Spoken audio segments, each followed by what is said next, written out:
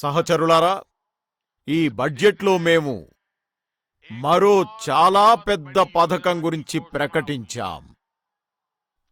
గత 10 ఏళ్లలో మేం ప్రతి ఇంటికి విద్యుత్ అందించే ఉద్యమాన్ని విజయవంతంగా నడిపించాం.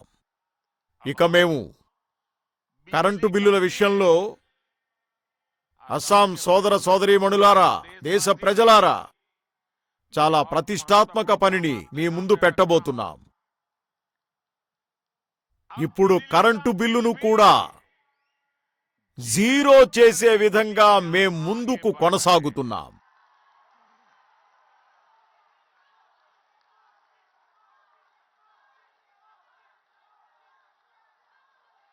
అదెలా అంటే, బడ్జెట్లో మా ప్రభుత్వం రూఫ్ టాప్ సోలార్ అనే ఒక పెద్ద పథకం గురించి ప్రకటించింది.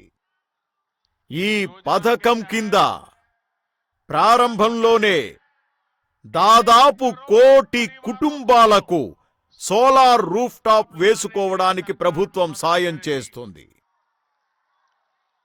దానివల్ల వాళ్ల కరెంటు బిల్లు జీరో అవుతుంది.